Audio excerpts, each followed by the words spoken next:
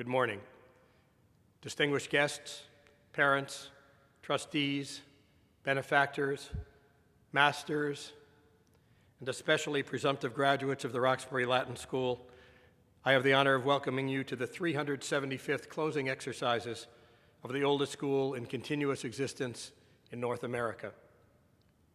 Given the history of the school, of its continuity, and of its distinction, at least in part, this ceremony today is intended to affirm the principles upon which this school's tradition has been built, and to acknowledge that another successful cycle of serving the boys of Greater Boston has come to a close. On Wednesday of this week, we signaled the conclusion of the 2019-2020 school year for our underclassmen with the annual Prize Day. Today is also about the conclusion of another fruitful year. But more important, it is about the conclusion of the passage of a particularly noteworthy first class. You will hear plenty from them and about them later in the ceremonies. Suffice it to say that there is plenty of grist for the mill. It would be strange, even this early in the ceremony, for me not to acknowledge the elephant in the room. Here we are together, but apart. Given the generational challenge of the pandemic, we find ourselves unable to do the thing we most want to do, to gather together cheek by jowl in Rumanier Hall, a place of so many important events in the life of this class and in the life of our school. We have wanted to shake hands, to raise a glass, to give a hug, to compliment, to thank, to wish well, to remember, to laugh, to cry. We wanted to do all that in person. Both our students and your loving families have anticipated this season, a fitting culmination every year of a job well done, a journey fulfilled. Instead, a scourge beyond the power of any of us to effect has shut down what we anticipated, what was deserved. Given the understandable disappointment all of us feel at what could not be, I offer my deep gratitude for your understanding and your support. None of us could have anticipated the trials and tribulations of these times. No one has pointed a finger or uttered a discouraging word. Rather, like a family, we together have borne the brunt of this historic specter and done what we could to make the best of it. For 4 weeks, these seniors finished out their classes remotely, and for 4 weeks, they pursued their senior projects. In half of these instances, boys had to conceive of different projects from what they had originally dreamed of. That said, they have missed events and celebrations that ought to have marked their concluding days at school. You might imagine I might emphasize what has been heartening about all this. I am moved by your collective resilience, by your proportionality, by counting whatever blessings we have, and there are plenty of these. When we send our boys off into the world, even if that means to cozy college campuses, we hope they will be strong, that they will embody values we care most about, that they will be honest and kind and thoughtful and forgiving. Usually we have had to wait to see if our graduates would honor these noble aspirations. Usually they do, but it often takes a while for those values to be acted out. Not so for the class of 2020. Indeed, in your goodwill and understanding and grit and grace and gratitude, you have evinced all that we could hope for you, all that I and my colleagues hope to have caused you to feel and to want to do and to be. And it's fair to say that you are bigger men with character traits that transcend what would have been easy blaming and feeling unjustly injured. Much of the reason you are able to feel this way has been the understanding, though disappointed, examples of your parents. To all of you, boys and parents, goes my thanks and congratulations for knowing that a time like this requires us to behave like a family, having each other's back, each doing his or her part, and loving each other enough to imagine brighter days ahead, a hopeful denouement in which again we can truly celebrate the ties that so undeniably bind us, one to another. Let me dwell just a few minutes more on you parents and siblings and other relatives.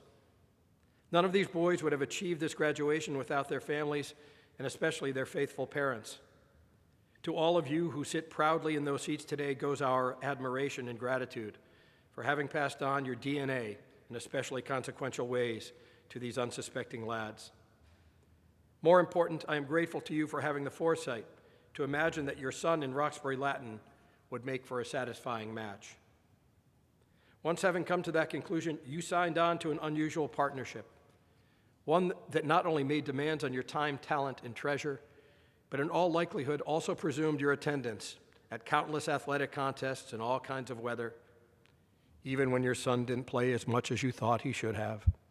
You showed up at a half dozen back-to-school nights, as a volunteer for athletic teas, as a worker at the yard sale and parent auxiliary socials, as a host at admission open houses, as a presenter in classes or at hall, and always as a tireless chauffeur, launderer, and activities director. In exchange for that, your son occasionally helped you with the remote control for cable TV. The remarkable contemporary poet Billy Collins captured the imbalance of giving between parents and children in The Lanyard. Here it is. The other day, I was ricocheting slowly off the blue walls of this room, moving as if underwater from typewriter to piano, from bookshelf to an envelope lying on the floor, when I found myself in the L section of the dictionary, where my eyes fell upon the word lanyard. No cookie nibbled by a French novelist could send one into the past more suddenly, a past where I sat at a workbench at a camp by a deep Adirondack lake, learning how to braid long, thin plastic strips into a lanyard, a gift for my mother. I had never seen anyone use a lanyard or wear one, if that's what you did with them, but that did not keep me from crossing strand over strand again and again until I had made a boxy red and white lanyard for my mother. She gave me life and milk from her breasts, and I gave her a lanyard. She nursed me in many a sick room, lifted spoons of medicine to my lips, laid cold face cloths on my forehead, and then led me out into the air light and taught me to walk and swim, and I, in turn, presented her with a lanyard. Here are thousands of meals, she said, and here is clothing and a good education. And here is your lanyard, I replied, which I made with a little help from a counselor. Here is a breathing body and a beating heart, strong legs, bones, and teeth, and 2 clear eyes to read the world, she whispered. And here, I said, is the lanyard I made at camp. And here I wish to say to her now is a smaller gift, not the worn truth that you can never repay your mother, but the rueful admission that when she took the 2-toned lanyard from my hand, I was as sure as a boy could be that this useless, worthless thing I wove out of boredom would be enough to make us even. I'm not sure that anything we or you boys will offer will ever make us even, for all you parents have done. Through all the joys and occasional tribulations of your sons' RL careers, you have supported not just your fortunate sons, but also the noble mission of this school, especially for entrusting your most precious treasures to us for the past half dozen years. We are greatly in your debt, as well should your sons be. The other consequential partners in this miraculous odyssey are the masters. These remarkably talented, impressively dedicated men and women have given of themselves freely and lavishly on behalf of the growth and development of these young men. As teachers, coaches, advisors, cajolers, mentors, friends, this faculty has asked a great deal of their students. In doing so, they have honored the remarkable potential of each one of these boys and have modeled for them lives of consequence and character and scholarly striving. Especially during this spring, this group of committed men and women have totally altered their approaches in order to continue to serve the best interests of these remarkable boys. What a jolt this has been, but how remarkably, how beautifully this faculty has stepped up. To my colleagues who have done this transformative work, who have heeded the call of this occasionally thankless business, who have decided to make their professional lives in this little nursery, I offer my thanks and my congratulations on having shepherded through another bumper crop, the memorable class of 2020. Would the faculty please stand, even in your homes, and be recognized?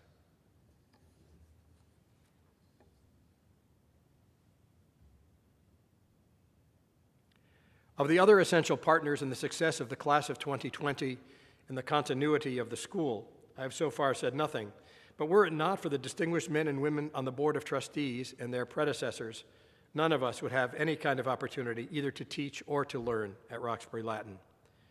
As the great stewards of the school, they have offered us the chance to create a living city, a community of masters and scholars that is unmatched. They, in their planning and sustaining, have made it possible for us to be an affordable, accessible school, a meritocracy in which one's social position or economic status is irrelevant, but where one's character and academic promise are essential. They have provided us with facilities and other resources that have allowed us to uphold RL's distinctive mission and to thrive. The trustees honor their lineage and make possible the school John Eliot envisioned. To them, of course, go our thanks. The following is a reading from the book of Proverbs. My son, do not forget my teaching, but let your heart keep my commandments. For length of days and years of life and abundant welfare will they give you. Let not loyalty and faithfulness forsake you. Bind them about your neck. Write them on the tablet of your heart. So you will find favor and good repute in the sight of God and man. Trust in the Lord with all your heart, and do not rely on your own insight. In all your ways acknowledge him, and he will make straight your paths. Be not wise in your own eyes. Fear the Lord and turn away from evil. Happy is the man who finds wisdom, and the man who gets understanding. For the gain from it is better than the gain from silver, and its profit better than gold. She is more precious than jewels, and nothing you desire can compare with her. Long life is in her right hand, in her left are riches and honor.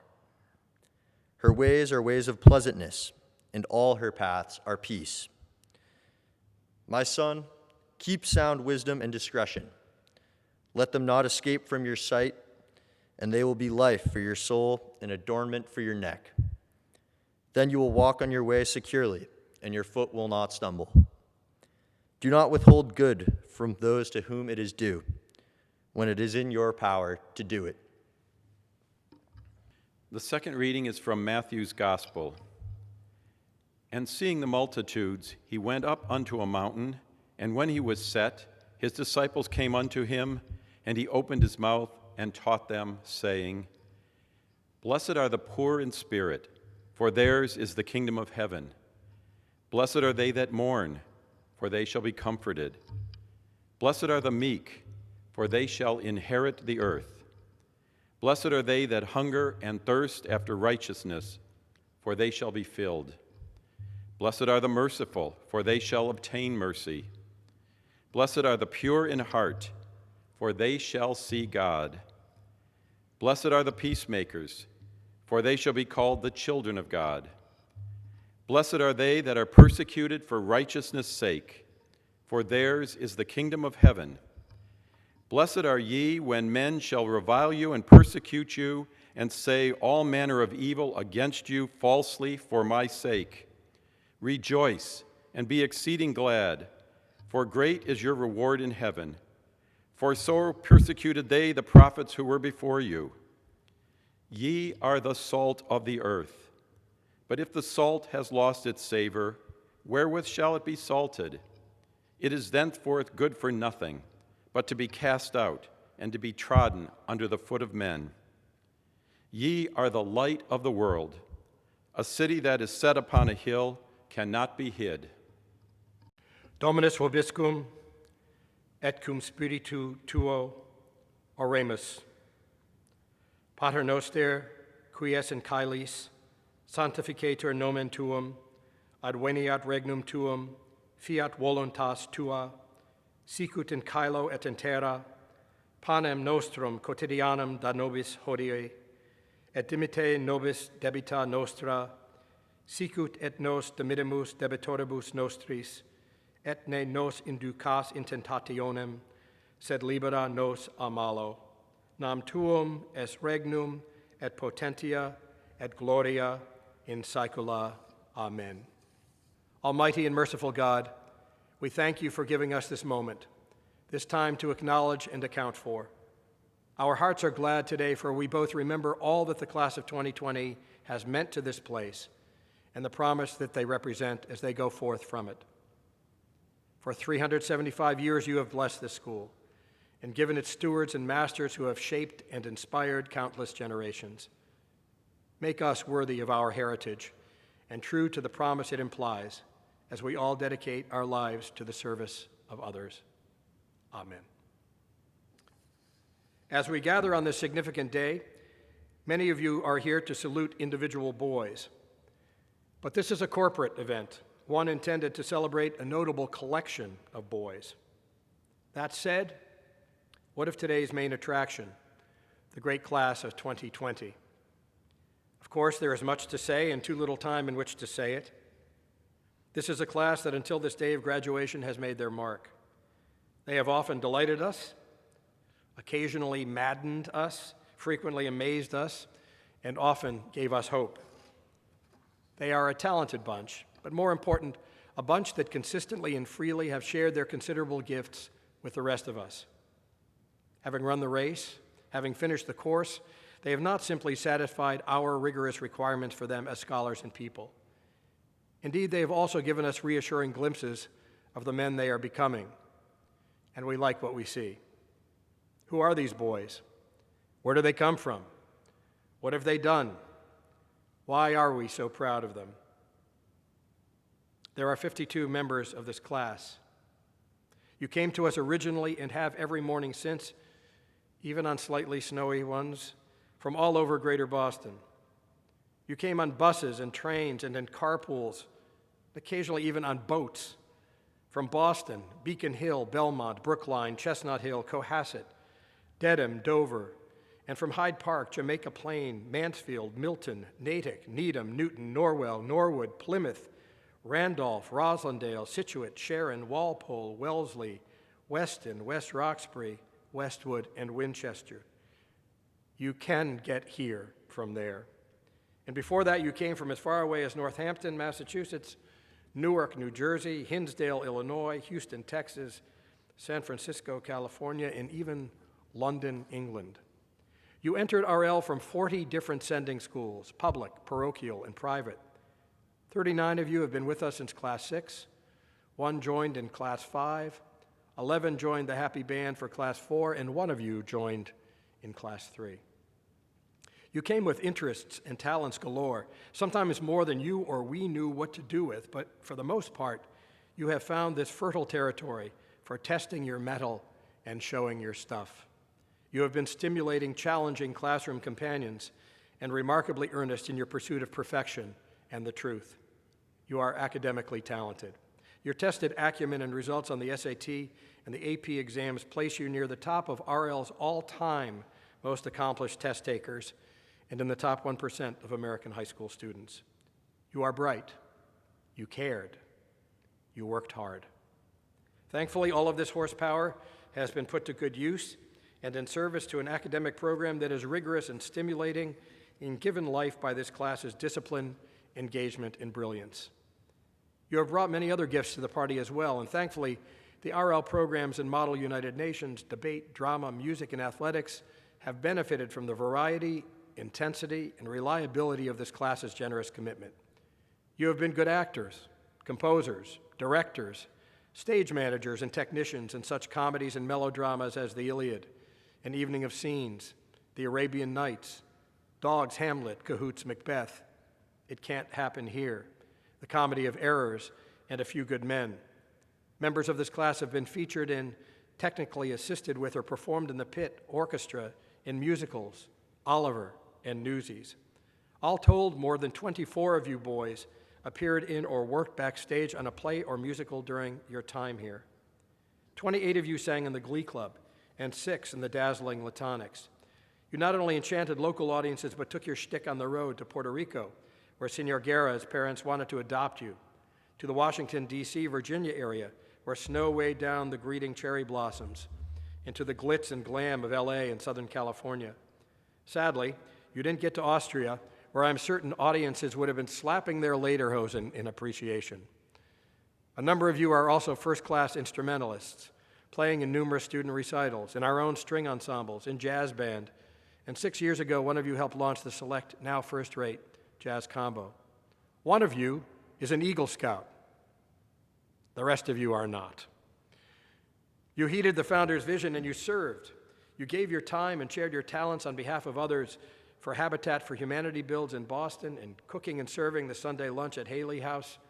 You taught West Roxbury senior citizens how to use computers through the technology tutoring program, and you faithfully cooked brunch at the Warren Street residence. You also led the school's fundraising efforts this year: Medicine for Humanity, the Maru Apula Orphan Scholarship, the 3-on-3 basketball tournament, the Walk for Hunger, Haley House, and Habitat for Humanity all were the beneficiaries of over $22,000 raised. You amazingly built 76 beds. 76. Now that's the spirit.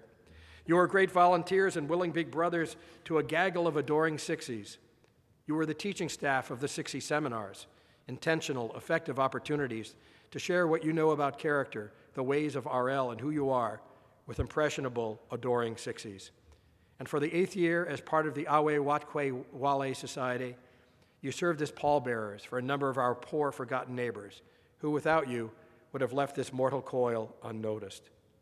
You gave freely of yourselves. You did the right thing, even when no thanks could be offered you. You extended your global quest to meaningful time spent in Cadiz and Caen. You continued in our effort to teach and inspire leadership. As usual, you engaged earnestly and optimistically in an effort that required trust and flexibility and good thinking. 2 of you had perfect attendance. The rest of you did not. And what of your athletic fortunes? Not only did you participate widely, but you did so with decidedly positive results. 47 of you earned varsity letters, and you earned 225 letters over your high school years. 4 of you are 18-season athletes. 1 is a 12-season athlete, having entered in 9th grade, all having contributed to a team every season you have been here at the school. And this year alone, 4 out of 6 varsity teams earned records of 500 or better, and I can only imagine that our spring teams would have been better yet. Teams across all grades this year compiled an excellent record of 194, 83, and 17. That means if RL were a batter, he would be hitting .659. You were well coached and you had some fine God-given gifts, but mainly you gave it your all, trying hard, sacrificing for the team, and representing your school with sportsmanship and class. This class will be remembered surely as scholars of the highest order, capable of producing fine works of art, generators of impressive publications, 2 captivating issues of Forum, 5 fine issues of funny, provocative tripods, even a magnum opus of an ultimate virtual tripod, and an evocative grand finale, the yearbook. 30 of you debated, and 27 of you participated in the Model United Nations program. You debated successfully in your various classrooms, but more impressively, winning competitions all over the world. And what are you thinking? You are a lively, eclectic bunch of thinkers, quick to engage in a spirited debate on virtually any topic, and often responsible even in massing the data to support a particular position. Lest anyone think the notoriously liberal RL faculty guilty of proselytizing, proselytize we may, but with this crop to little effect, for at least by your own confession, politically only 16 of you call yourselves Democrats, 6 Republicans, 30 independents. So much for the great perceived monolithic RLS. In fact, we don't just teach them what to think, we do indeed teach them to think. And what next? Where will you take your gifts? How will you continue the odyssey here so hopefully begun? You will venture forth to 29 different colleges and universities scattered through 11 states and the District of Columbia. And before you begin your undergraduate odyssey, at least one of you, and maybe more of you, will pursue a gap year. So much about you, so much about what you have done, how you have tested yourselves, how you have occasionally tested us, how you have offered your gifts, and yet this does not begin to tell the tale of who you are or what you are to become. Thanks to your practically unanimous turnouts in support of various athletic teams and the infectious enthusiasm you have modeled for underclassmen, we have much to inspire us for years to come. We will, I hope, for a good time to come, be the school routinely known in the ISL for our always boisterous, usually clever, and occasionally irreverent school spirit and the unmatched solidarity of RL Nation. There are plenty of foxes to protect the den. You will be remembered as willing joiners and generous teammates, You will be remembered as simpatico fellow travelers who offered friendship freely and appreciated each other's particular perspectives and attributes. When something seemed wrong, you cared enough to signal concern about each other.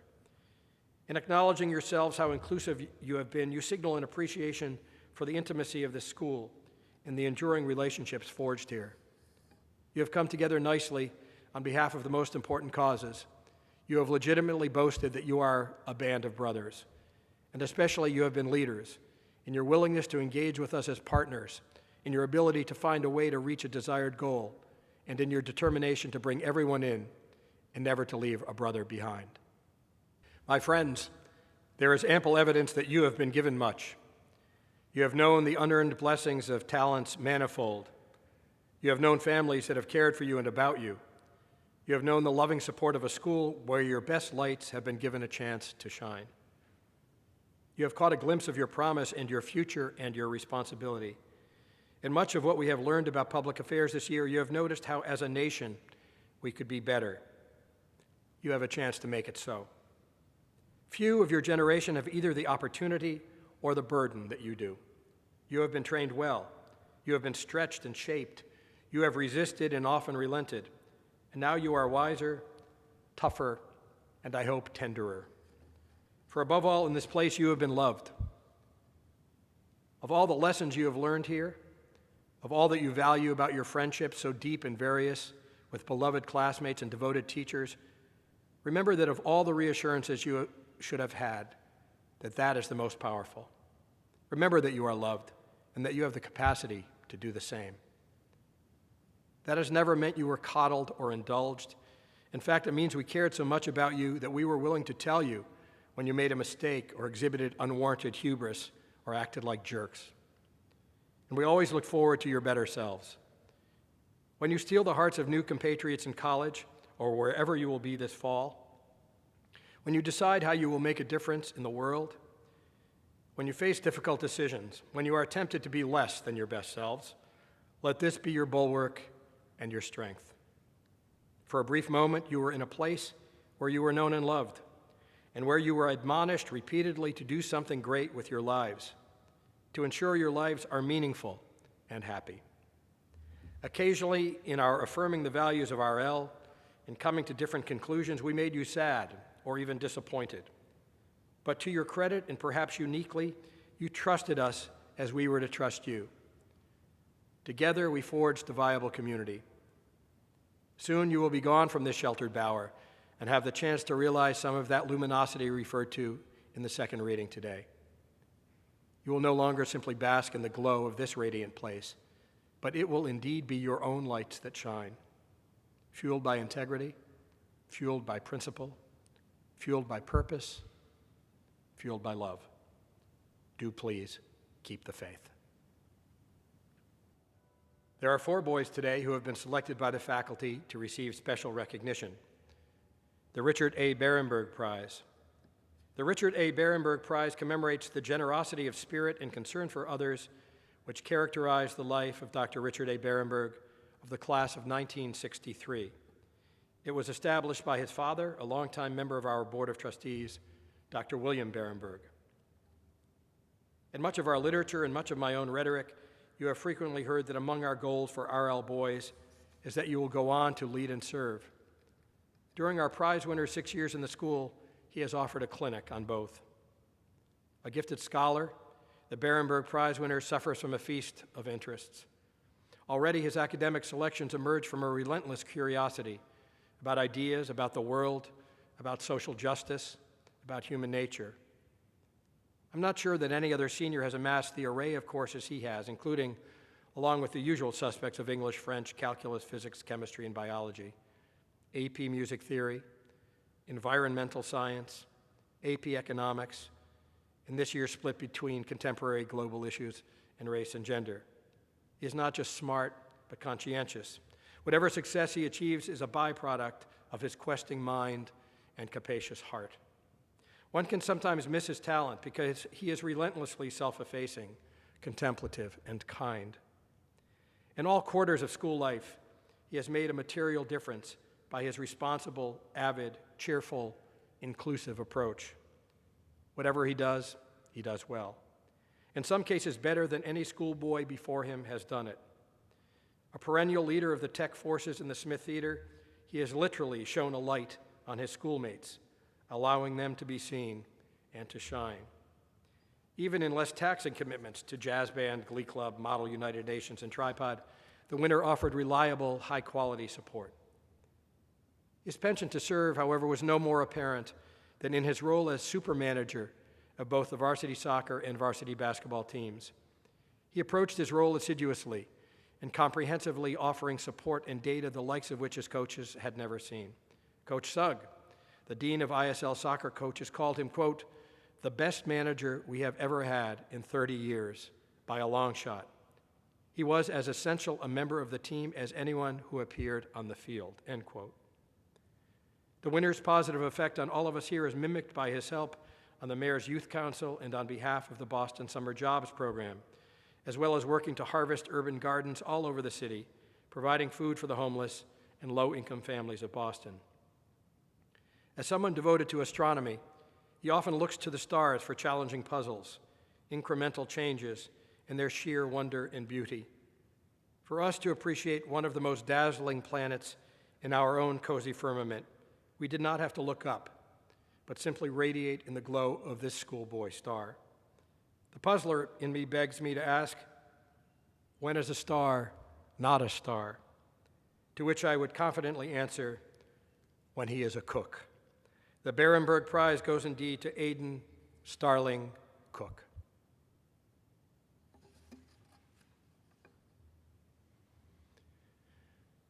The Class of 1913 Award.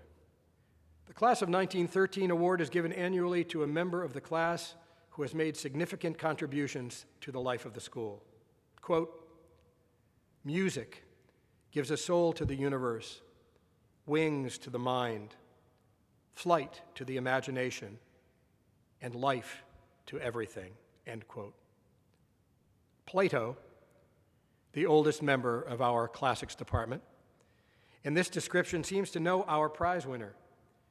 He is alive with the sense of possibility that not only music affords, but living itself. I start with music, for that is where I believe that each day starts with our recipient. Just last week, he received the amazing news that he was named an ASCAP Award winner as one of the top 30 American composers under 30, a first for RL. A talented, persevering performer and composer, he has delighted all sorts of RL audiences over the years with creative expressions of his fertile imagination. To be creative at anything, as a writer, as an athlete, as a musician, usually means that one has spent plenty of time mastering the fundamentals. So much of our own curriculum is built on the idea that what you learn and how you learn it prepare you for more sophisticated forays later on, and especially give you the basis for satisfying play later on. Our prize winner has mastered the basics of scholarly engagement, earning straight A's in a range of demanding courses across the spectrum: Greek, calculus, English, biology, French, music theory. But he also has been a dazzling improviser, receiving the prosaic of his many passions and improvising a different outcome, one through which he speaks and which usually dazzles those lucky to be in his orbit. Throughout his time at the school, he has appeared in several of our dramatic productions. If not on stage as an especially expressive actor, he has assisted technically or even composed the incidental music that has accompanied a production. His talent as a writer, celebrated for his inventive, fluid, brilliant prose, served him well as an editor of both Tripod and Forum. He also, grâce à Dieu, served as co-president of the French Club and as a reliable baritone in the Glee Club. There he also often accompanied and composed a favorite piece performed last year, The Ferns at Night. So too has he been a catalytic performer on behalf of our chamber music program. Because we care most of all what kind of person a boy is, I finish this citation today by acknowledging that I believe there can be no better person in our school. Our prize winner is kind without being cloying, helpful without drawing attention, and loving without expecting anything in return. He goes home every night to a challenging responsibility and honors it without complaint. That he should do all that he does at our school, that he should offer friendship so freely and magnanimously, that he should affirm all of us by providing an example of how a human being ought to interact with his fellows in the world has been a blessing. And now then, I have the pleasure of announcing that this year's winner of the Class of 1913 prize is Jonathan Francis Weiss.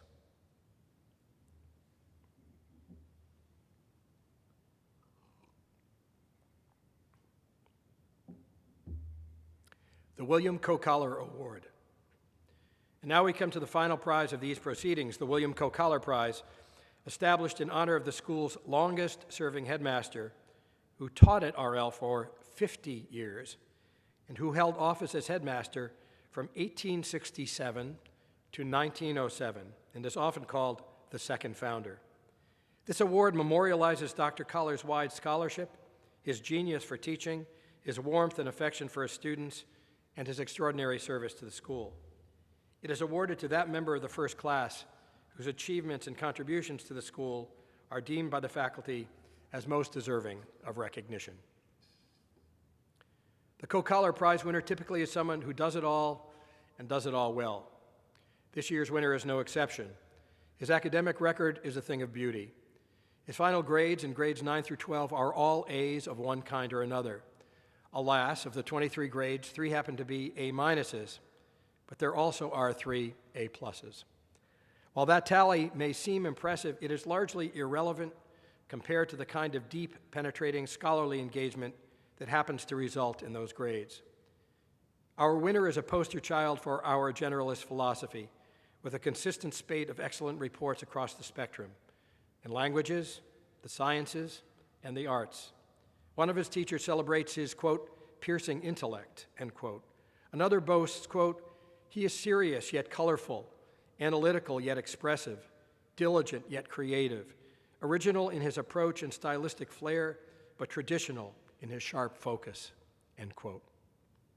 Outside of the classroom, our main man has dazzled by the depth and breadth of his contributions, habitat builder, Glee Club baritone, MUN officer, and general factotum, Classics Club co-leader, Haley House coordinator, wrestling manager and sometime lightweight grappler, tech tutoring maven, and especially president of debate. That role is the result of his consistently impressive, dare I say, world-class performances at various debates stateside and abroad. His specialty is after-dinner speaking, and I would allow as those are just desserts. Brilliantly conceived and humorously delivered, earning him international laurels. As an art historian, he can see the beauty in things. He can imagine matters from numerous perspectives. He has not only been a stellar academician and energetic, effective joiner and leader, he has perhaps most important, been a true blue friend, offering his time and counsel freely and compassionately. All he does do well, but he is also good, loyal, empathic, generous, kind. Who could ask for anything more? The William Coe-Collar Prize goes this year to Avi Benjamin Attar.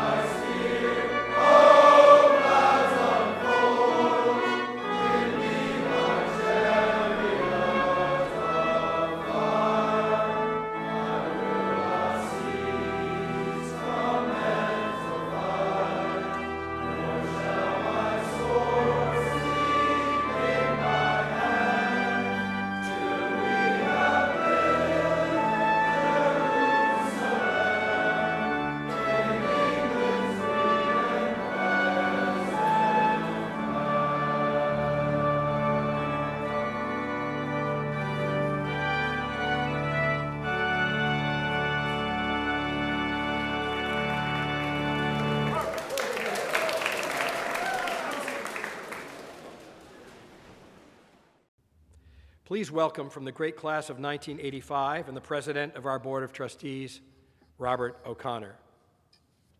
Good morning. There are several people I would like to recognize this morning. But first, on behalf of my fellow trustees, I want to congratulate the Roxbury Latin class of 2020. You have achieved so much and left your mark on the school. We also congratulate your family and loved ones, those who nurtured you and entrusted you into the care of the school. Especially in these turbulent times, we have great hopes for you and look forward to seeing you build a better and more just future for your generation and the next. Finally, we welcome you as alumni of the Roxbury Latin School. Your life in the community does not end with graduation, and we hope that you will stay in touch with the school and become active in the Alumni Association. This morning, we bid farewell to 3 retiring members of the Board of Trustees. We say thank you to Pam Everhart, the mother of Hamilton, a graduate with the class of 2017. Pam has been an active and important member of the board. She has dedicated her time and talent to the Development Committee, the Strategic Planning Committee, and the 375th Anniversary Committee. She and her husband Carl have been leadership donors in the annual fund and have been important supporters of the Dennis Cannon Scholarship Fund. We are grateful to Pam for her love of the school and unwavering dedication of her time and talents. Ian O'Keefe has been a member of the Board of Trustees since 2014. A member of the great class of 1986, Ian has been a critical member of the Investment Committee and of the Development Committee, Athletic Facilities Committee, and Campus Planning and Operations Committee. Ian has long been a member of the Alumni Leadership Giving Council and a part of the Headmasters Council. He has been a longtime leadership donor to the annual fund and established the Ian and Catherine O'Keefe Scholarship Fund. Ian is also a supporter of the Dennis Cannon Scholarship Fund. Ian's family has deep connections to Roxbury Latin, and his father, Bill, a member of the class of 1957, served as trustee of the school for 30 years. Last year, Schoolhouse Field was renamed in honor of Bill and the entire O'Keefe family.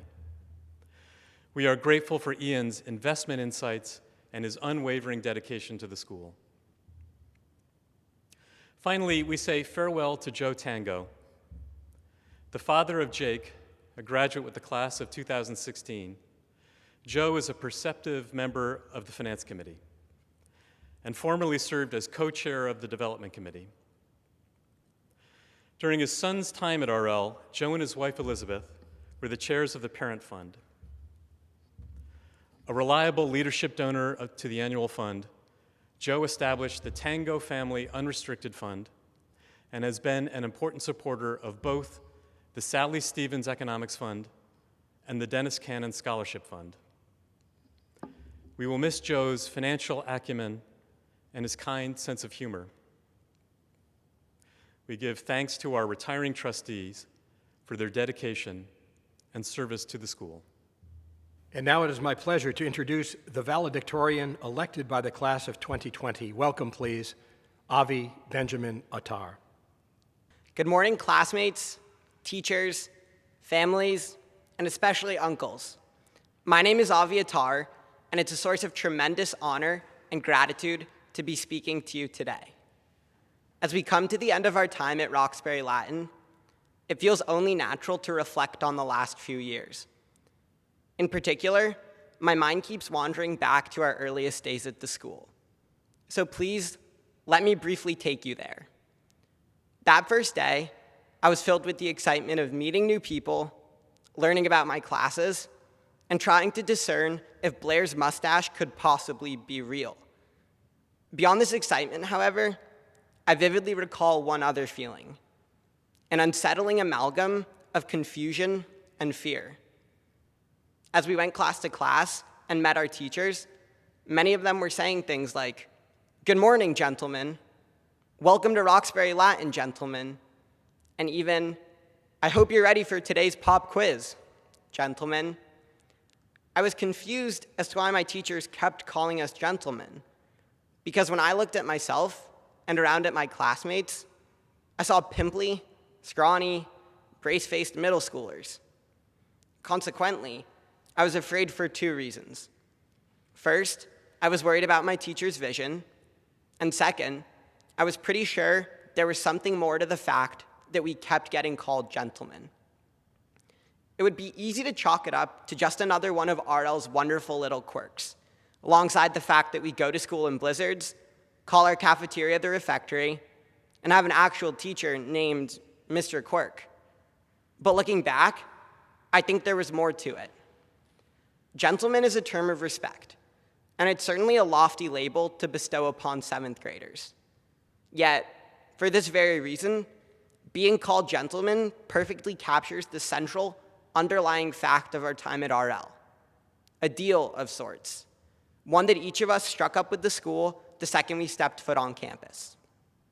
It goes something like this. For 3 to 6 years, RL will satisfy our intellectual curiosities, provide eye-opening, passion-stoking opportunities, and offer love and care. Simply put, RL will treat you like a gentleman, and then some. In exchange, however, RL demands something from you.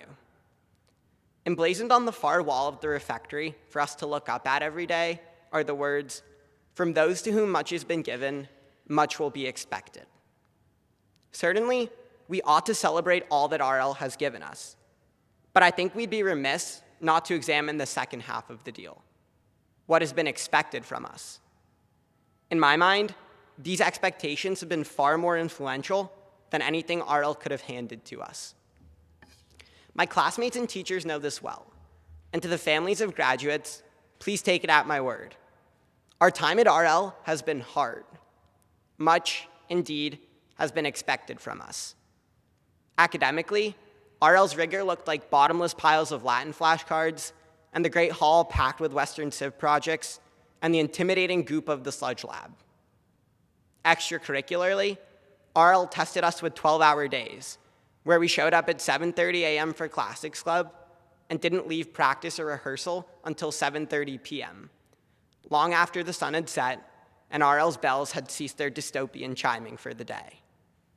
Athletically, this difficulty manifested in hours of grueling basketball practice, for example, only to discover that Belmont Hill had recently recruited Michael Jordan.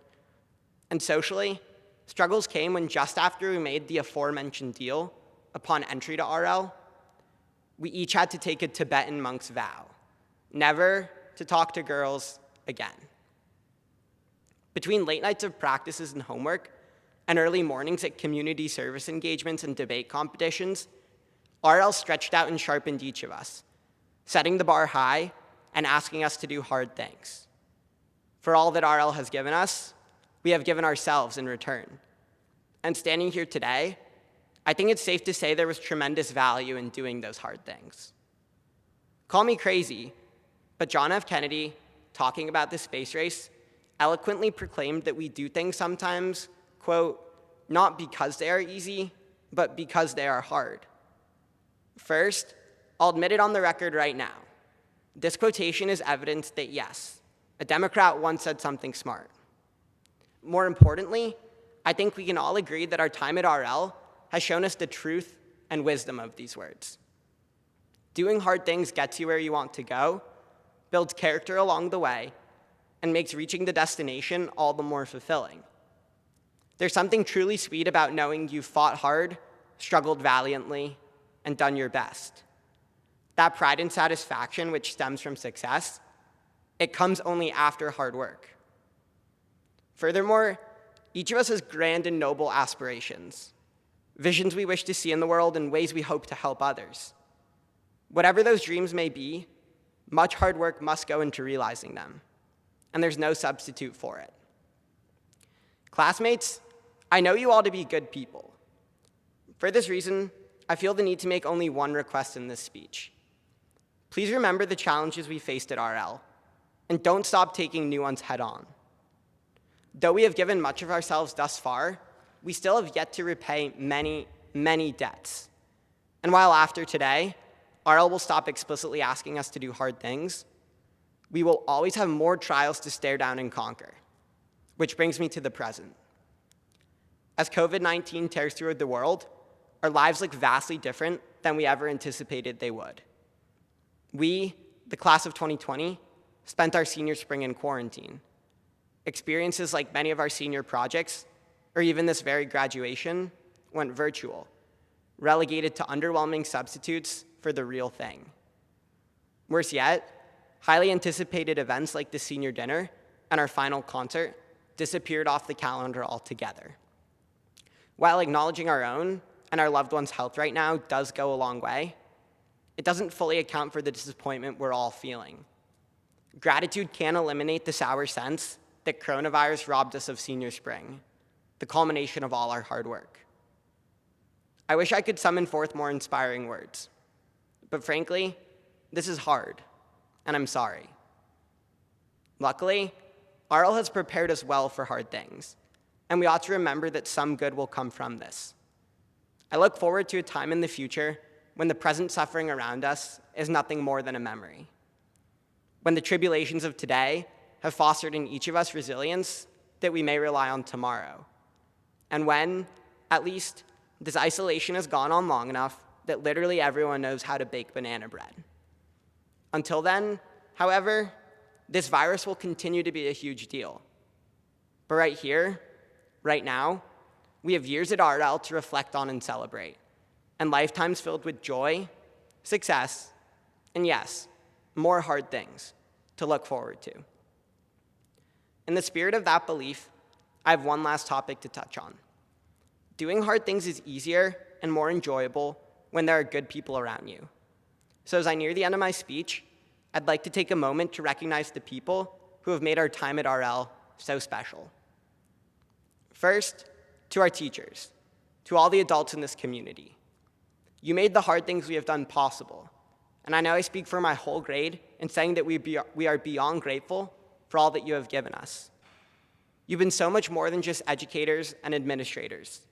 You've been our coaches, advisors, and friends.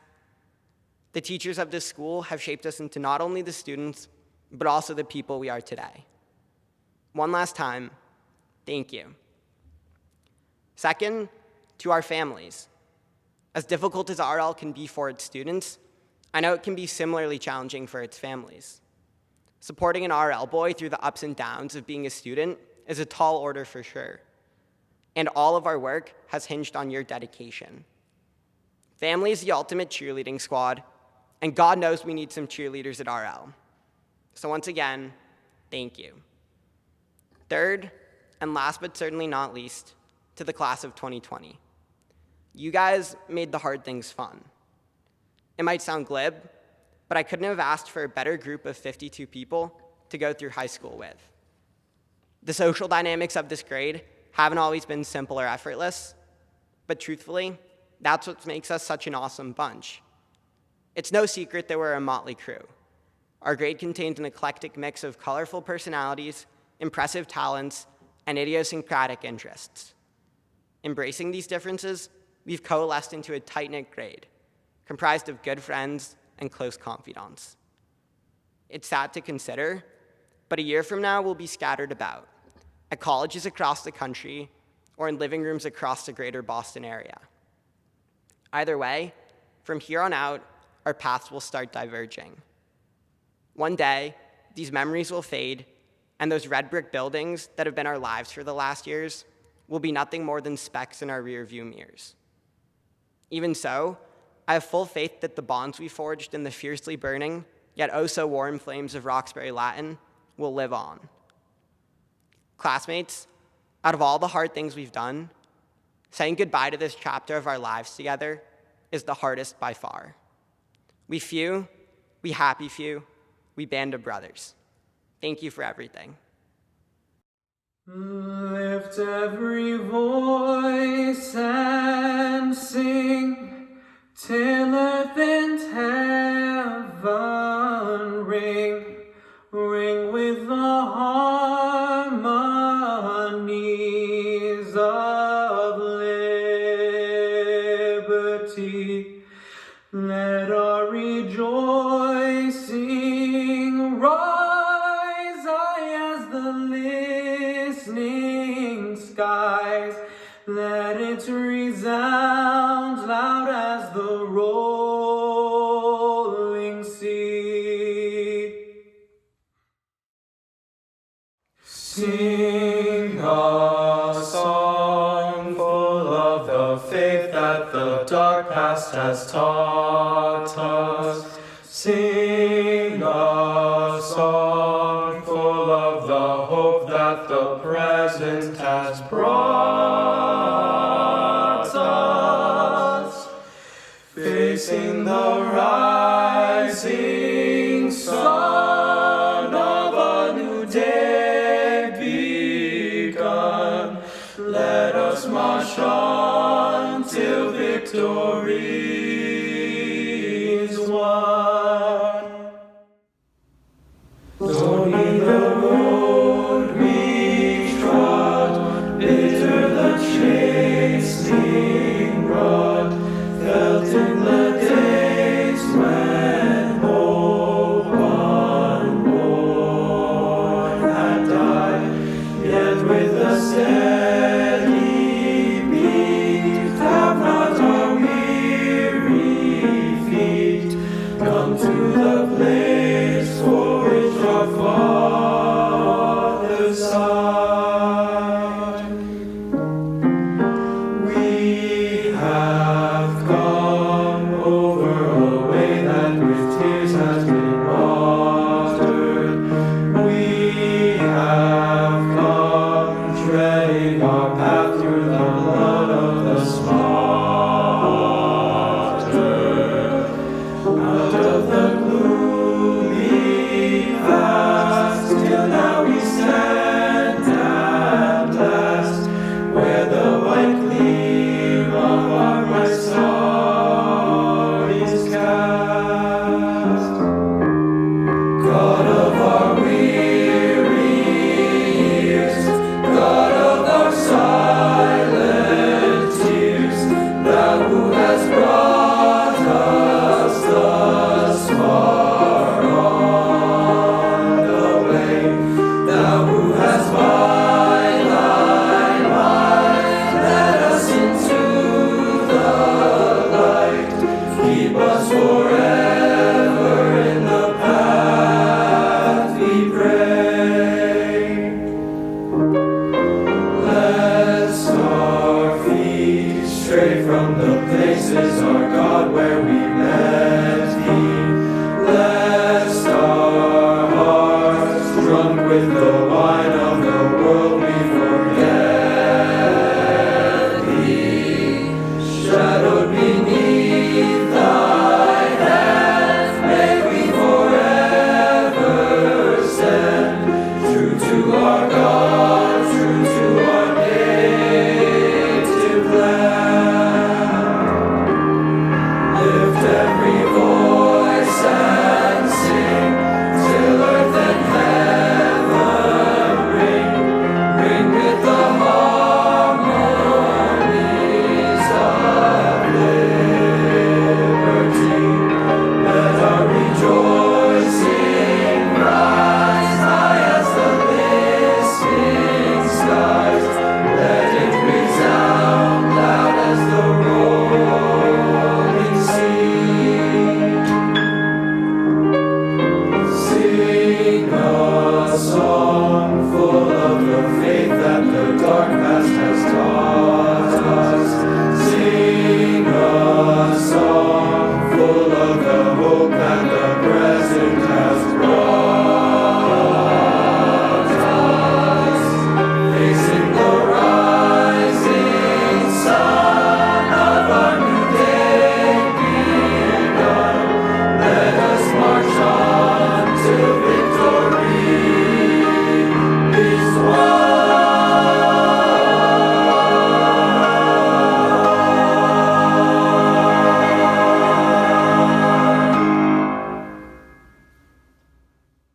Selecting a graduation speaker is an important assignment.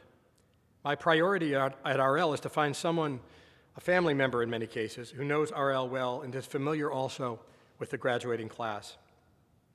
In this year's speaker, we have a trifecta: alumnus, father, and trustee. It's my pleasure to introduce the President of the Board of Trustees, my former student and longtime friend, Bob O'Connor of the great class of '85. Bob had a wonderful RL experience, during which he had distinguished himself as a leader and as a full-throttle participant in a host of activities. A fine scholar, he served as his class's perennial representative to the Student Discipline Committee, as president of the Glee Club, and as editor-in-chief of the yearbook. He also performed in plays and in the Latonic's predecessor, the Small Group, and was part of a remarkable gaggle of creative, arts-oriented types who concocted and produced various impressive productions. He consistently managed to be both eminently respected and liked by both his schoolmates and his teachers. Ani went to Wesleyan University, at which he earned a degree in psychology, and then to Georgetown University Law School, at which he earned his law degree. Ever since, he has practiced the law, first at Hill and Barlow, and for the past several years at Piper Rudnick, at which he has earned a reputation as one of the city's foremost commercial real estate attorneys. Bob's devotion to his school is longstanding. A longtime alumni volunteer, he was elected to the Board of Trustees in 2006. In 2015, he was named president of the board.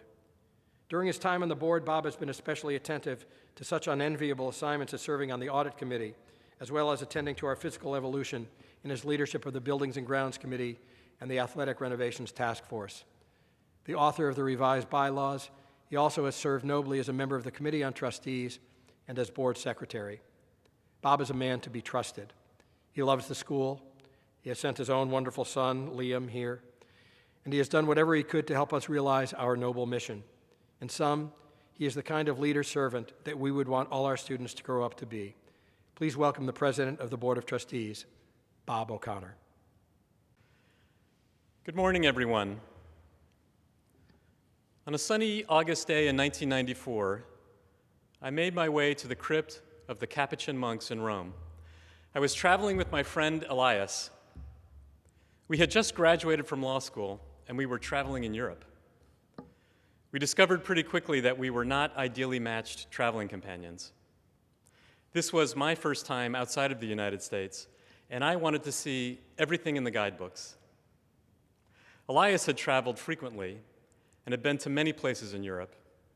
He wanted to sit in cafes, stroll the boulevards, and soak up the atmosphere.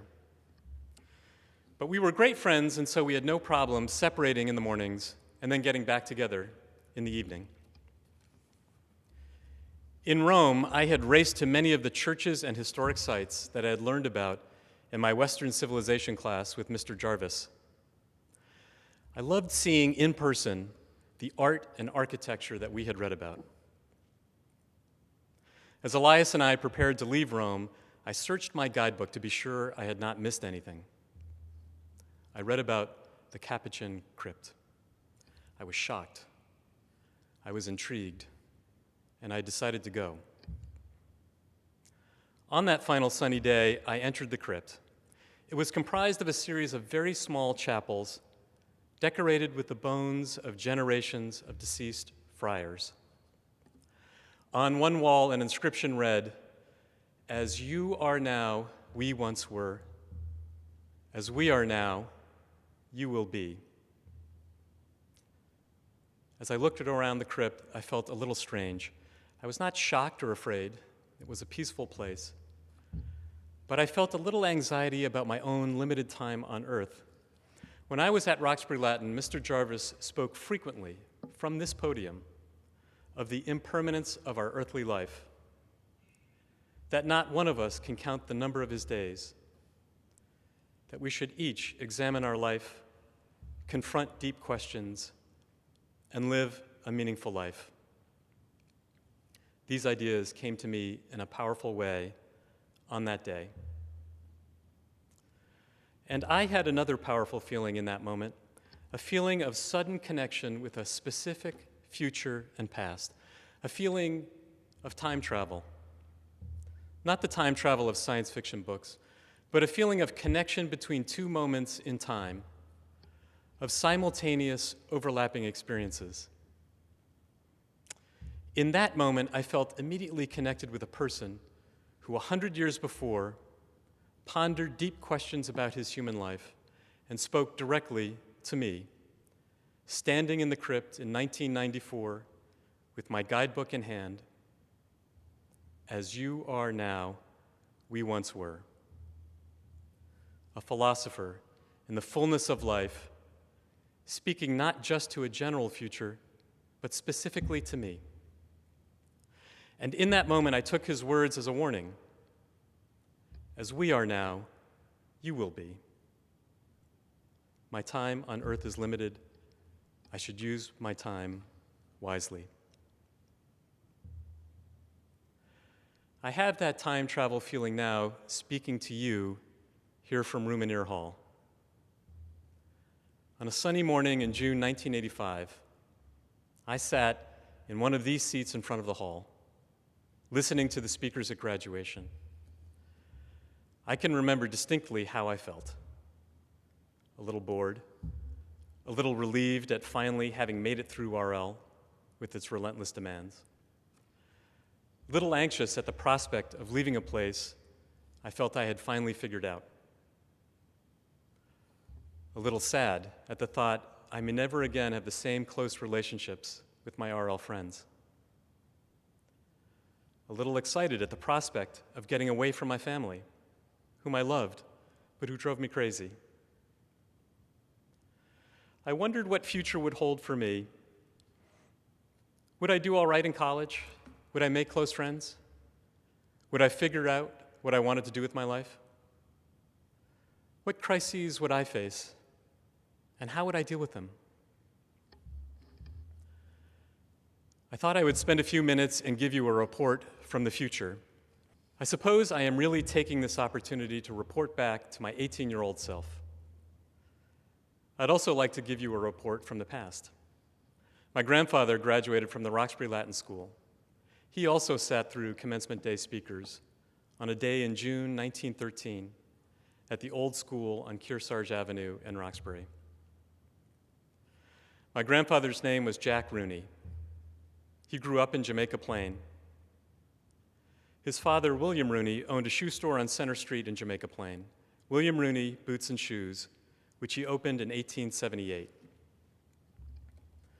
My grandfather entered Class 6 in 1908. Mr. Heaton found a brief autobiographical essay my grandfather wrote when he was in Class 4. In this essay, my grandfather wrote that he barely passed algebra, and he got through Latin by the skin of his teeth. He concluded his Class 4 autobiography by writing, "I don't know what I will be when a man, but think I would like to teach English and history." I also found Roxbury Latin to be a struggle. The volume of work was overwhelming, and in the early years, my attention wandered. Mr. Jarvis was my advisor for most of my time at RL, and I went to great lengths to avoid him. He frequently caught me hurrying by his office door. He would urge me to try harder, demand more of myself. Here is an excerpt from one of his mid-year advisor letters to my parents. Bobby's paper in French was a disaster. Poorly organized, excessive examples, good ideas lost in the muck of bad grammar. He went on to write, "I would not call his teacher comments glitteringly positive. I hope Bobby will go all out this spring to end on the best possible note." My grandfather and I each struggled at the Roxbury Latin School, but we each persisted and we each graduated, he in June 1913 and me in June 1985. My grandfather went on to Harvard where he studied chemistry, and then World War I broke out, and he enlisted in the Army in 1917. He was just a little older than you are now. He had never left home except to go to school across the river in Cambridge. And before finishing his degree, he found himself in military service in one of the most devastating wars we have known. From basic training, here's what he wrote on March 15, 1917, from Camp Dix in New Jersey. "Dear Pa, suppose everything is the same at home, but believe me, it seems to me as though I've been away for a month. Off and on, I begin to think how good it would seem to be walking up Burroughs Street again. And then I remember that I've only been away a few days and think how silly I am. Everything is so new and for the time, so strange. I suppose that it brings a feeling of lonesomeness and fondness for the old life to which I have been so accustomed. I vividly remember driving with my parents to Wesleyan University in August 1985, the car packed with my stuff, saying goodbye to them. I remember the first weeks of school, meeting new people, eating new food, taking classes at far-flung locations across campus, some with hundreds of students. Who were these people who seemed so different from me? Who seemed only to want to party or outdo one another? No professor knew me or seemed to care to know me. What was I doing here? Had I picked the wrong school? What did I want to do with my life? It may seem strange to compare myself entering college to my grandfather entering military service in World War I. Of course, they are not comparable. And yet, I felt that loneliness, homesickness, and out-of-place feeling my grandfather expressed. I also felt that I was entering a world on the verge of chaos. In the late 1980s, I did not think we were in imminent risk of war, but I was anxious about the proliferation of nuclear weapons and their destructive power. The Chernobyl nuclear disaster happened the spring of my freshman year in 1986. One of the largest sudden stock market crashes occurred 6 months later, on Black Monday. The world felt on edge as students protested en masse, demanding the university divest its interests in companies that profited from the racist apartheid regime in South Africa. On that Roxbury Latin graduation day in the spring of 1985, my family, friends, and teachers spoke excitedly about my promising future and the exciting adventure that awaited me in college. And in the fall of 1985, I felt out of place and anxious about the future. So what happened? What happened to Jack Rooney and to me after our RL graduations? Well, my grandfather finished basic training, was sent to France, and served in the medical corps. Armistice was signed near the end of 1918, and he received his honorable discharge in May 1919. He returned home and began his career as a research chemist in the shoe industry. He developed a process to manufacture a single sole for men's boots, married Dora Klexton, started the Travelite Rubber Company, won lucrative military contracts during World War II, bought a mansion on Elliott Street in Jamaica Plain, had 4 children, Klexton, the RL class of 1947, John, Theodora, that's my mother Pippi, and Barbara, who was born with serious intellectual and physical disabilities. He lived the life of a well-to-do Boston businessman and hosted parties at his house attended by the likes of Mayor James Michael Curley. And then technology for manufacturing boots and shoes changed. He lost contracts and was forced to close his business. He sold his mansion and moved to a modest 3-bedroom home on LaGrange Street here in West Roxbury, and worried about what would happen to his disabled daughter, my Aunt Barbara, after he was gone. He died in 1974 and left enough money to provide modestly for my aunt's needs for the rest of her life. He had lived through multiple world wars, a pandemic, the Great Depression, social unrest. He had a devoted wife, vibrant family, a wide circle of friends, and he closed a failing business, sold a beloved home, lost fair weather friends, and always worried about the future of his disabled daughter. My grandfather was a survivor. There were good times and there were difficult times. He persisted. I remember him toward the end of his life as a smiling, kind, and jovial old man. And what about me? What happened after that graduation day in June 1985? Well, as with my grandfather, there have been good times and there have been difficult times. There are too many stories to tell here, but I did make great lifelong friends in college, where I felt liberated academically, free to study a wide variety of subjects that captured my interest, and I struggled to figure out what I wanted to do with my life. I worked for 2 years after college and then went to law school, still trying to keep my options open. It was an unsettled time. And then in law school, the most unexpected and the most fortuitous thing happened. I met and fell in love with Kathleen Phelps. We graduated school in a financial downturn, moved to Boston, got law firm jobs, got married in her hometown of Waterloo, Iowa, and worked relentless hours, nights, and weekends. And then in December of 2001 and September of 2003, I experienced the most profound moments of my life: the birth of our children, Liam and Bridget. I found that it is true what others had said. The love you have for your children is powerful and particular.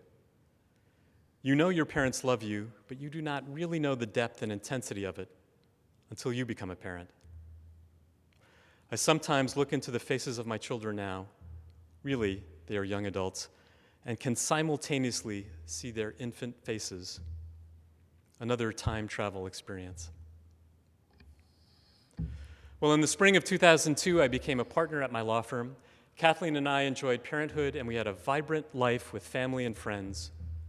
Things were good. But then, 6 months later, in the fall of 2002, my law firm closed its doors after 106 years. I was panicked. I was a new partner with no clients of my own and with a young family. And shortly after this time, my father struggled with heart disease, diabetes, and a host of other challenges requiring frequent emergency hospitalizations. And my mother slowly descended into the confusion of Alzheimer's disease. In one moment, I found myself talking with my father in the emergency room about his final wishes. And in another, I held my mother's hand as she fought the pneumonia that ultimately took her life. I felt barely able to keep my head above water, struggling to meet the pressing demands of my profession, children, and sick parents. Through it all, I was supported by my family and friends in ways I never could have anticipated. Many of those friends were my Roxbury Latin classmates, the young men who sat next to me on that sunny morning in June 1985. And so here we are now at graduation at the Roxbury Latin School in June of 2020. We are in the middle of a global pandemic, unable to be with each other physically. We are seeing in our country a widespread outpouring of pain and anger over persistent racial injustice.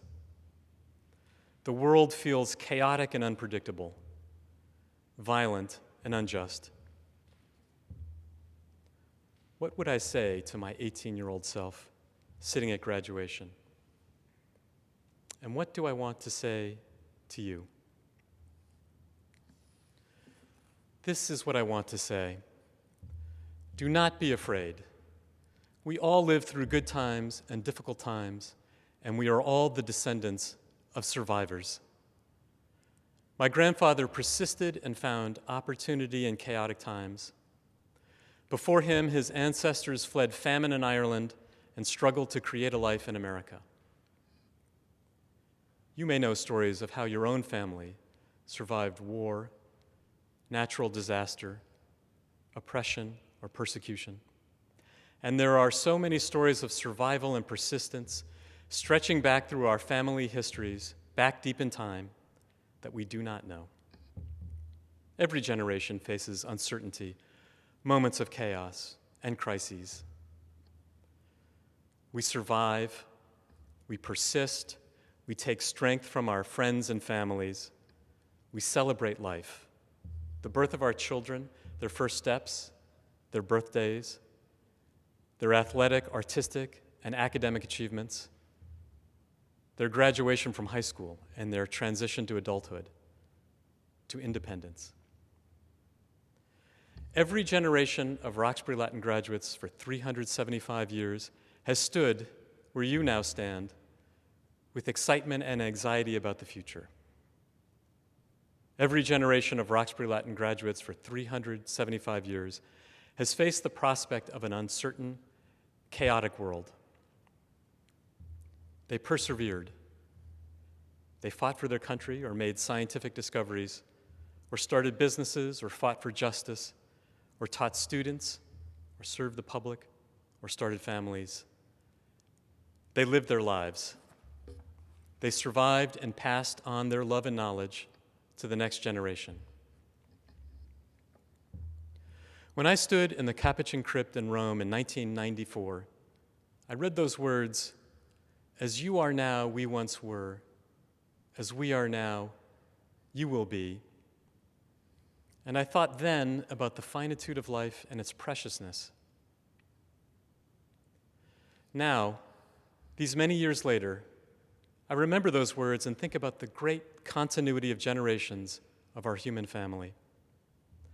The monk who wrote those words did not merely meditate upon them alone in his cell. He wrote them for me to read generations later. I see this as a loving act, one that celebrates life. We don't talk about the school motto so much anymore. It remains mortui vivos docent, the dead teach the living. This is the loving act to which the Roxbury Latin School has dedicated itself. We believe in you, the next generation. It is the great undertaking of our lives to pass on our knowledge, wisdom, and experiences, and our love to you. I can think of no one better suited to survive, to find opportunities, and to cause change in this uncertain time than you, the graduates of the Roxbury Latin class of 2020. You have struggled. You have learned to work hard, to persist, to be flexible and creative, to thrive in a diverse community. You have the love and support of your family and your community.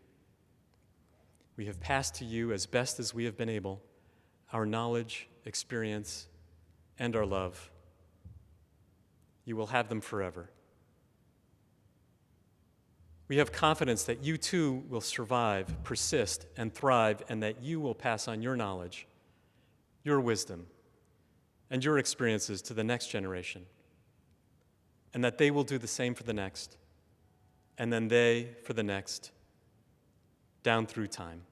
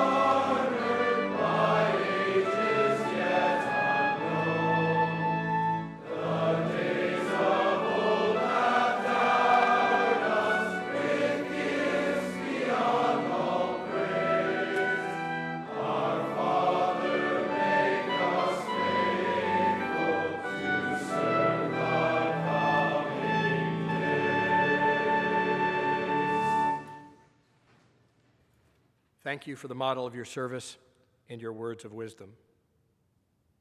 And now, Mr. President, it is my joy to present to you the class of 2020 to receive their diplomas. Usually I ask everyone in attendance to hold your applause until all the names are called, but you can applaud wildly this year.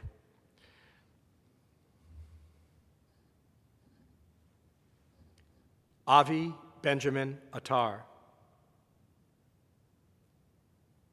Ian Luca Balaguerra. Joseph Michael Barrett. Colin Robert Bergstrom. David Roman Brennan. Matthew Joseph Callawert.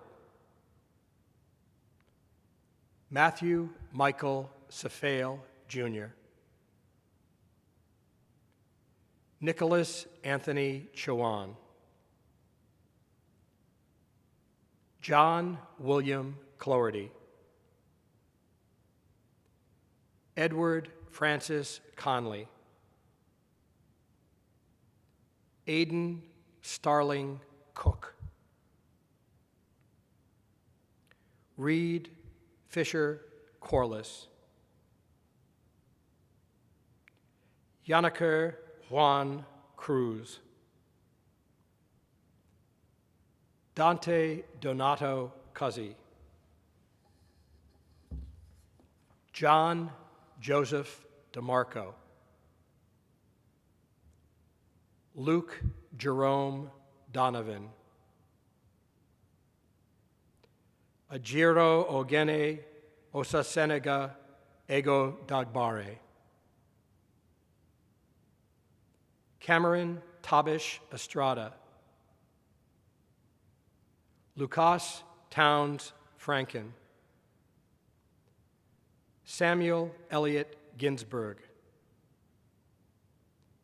Sebastian Graber Adamsons.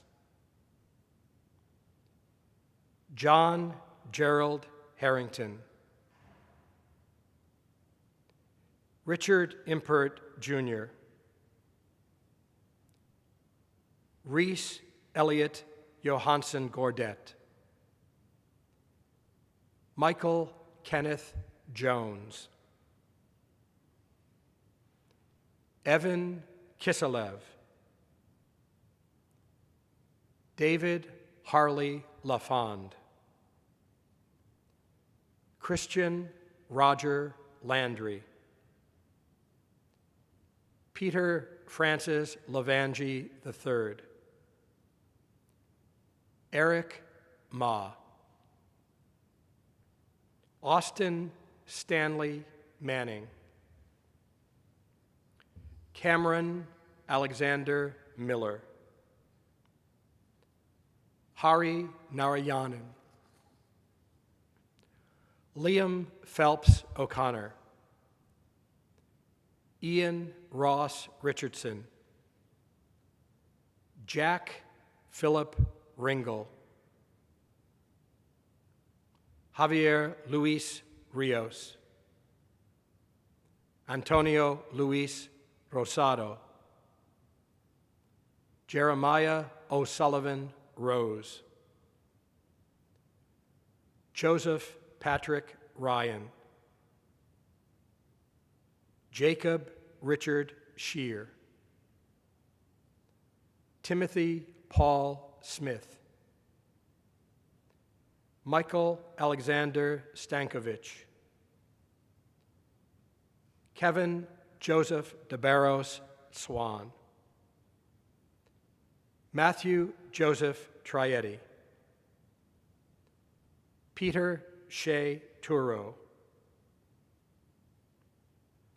Nathaniel Akekalu Yukoa.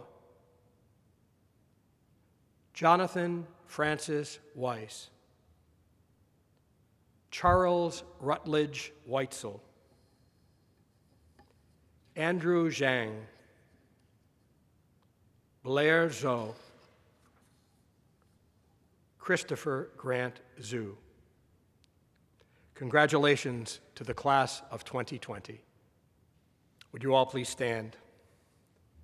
Following the benediction, would you all please remain standing in silence while the school bell is tolled in order to commemorate the conclusion of Roxbury Latin's 375th year. 3, 7, 5. O God of all seasons and of all generations, bless those assembled today, young and old, masters and scholars, benefactors and stewards of this old school. Keep us mindful of our special calling. Keep us grateful for our abundant gifts. Keep us loyal to this numinous place, in order that in our lives' work we may continue to hear your persistent admonition to lead and to serve, to give witness and to love. Bless especially the boys of the class of 2020. Bless them as they go forth from this place. Give them wisdom and give them courage as they seek to do good in their lives. And remind them always that from those to whom much has been given, much will be expected.